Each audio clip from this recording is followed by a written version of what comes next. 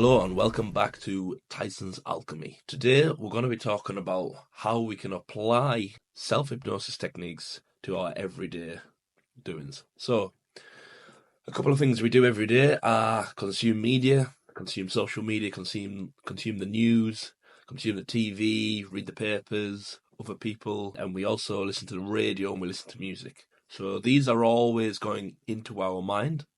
And whether you like it or not, or whether you know it or not, they are going into your subconscious and they are programming you.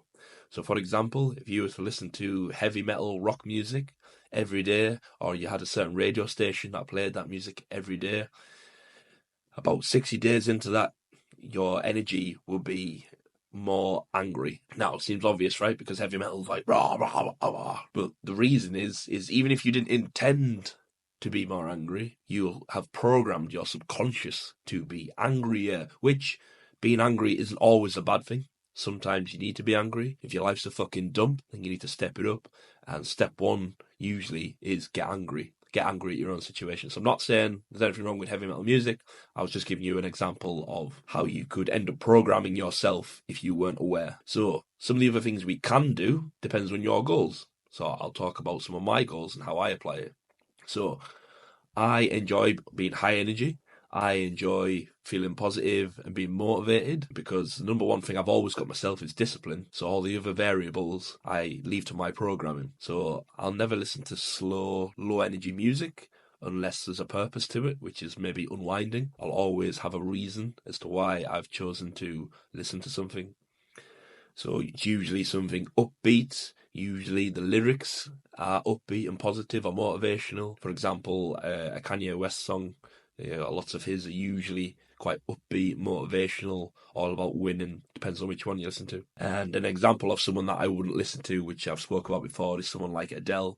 She's a famous singer from the UK, very popular, a very good singer. But her songs and her music are very low vibrational, unwinding, emotional, which don't benefit me at this moment in time. Now, maybe in a different scenario, they could definitely benefit me, but for the mainstream of my day, I will listen to upbeat, more Kanye West songs than Adele songs. Again, they're both really good artists, they're both really good at what they do, but I'm choosing my programming. The other things is about what we watch visually and how we program ourselves. If you're scrolling media all day long, social media, or you're watching TV, are you being conscious of what you're putting on? Because if you're just watching reality TV programs with your girlfriend, and that's all fine and well, but what's happening on the TV? How are you changing your subconscious? Because consciously you could watch it and just be like, well, just a bit of fun is what it is. But subconsciously, your brain doesn't know what's real and what's not. It's just taking in information all the time. And it's going to take that information, put it into the bed of your subconscious, and try and mix it up with what's already there. So if you keep consuming reality TV and it's garbage TV and it's not any good, then that's going to become part of you. You're going to develop some of the morals of the people you're watching. So what I do is I purposely watch something that I feel is going to affect me in the next coming days or that I need to be affected by. For example, if I'm maybe needing a little bit of fire, a little bit of excitement, I will go back to watching a Rocky film. So the Rocky franchise is very popular.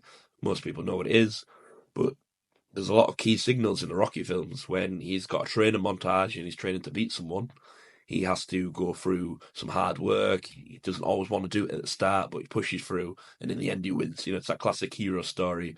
Most people like the Rocky story. You can put on a Rocky film, even if you don't feel like it, and by the end of watching the film, you're most likely going to ignite that little bit of fire. That's just an easy example of self-hypnosis, because you're watching it, your mood's different. When you finish, it's different, it's more positive, it's more upbeat.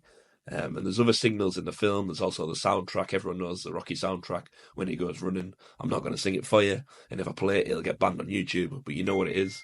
It's a very famous song. You watching that on the film gets you motivated, and then if you take the film away and you just listen to the music on a walk, on a run, or at the gym, your brain is triggered by the motivational montage that you watched of Rocky doing his press-ups and doing his running and getting stuck in, and then your brain, your subconscious, recognises that and wants to replicate it.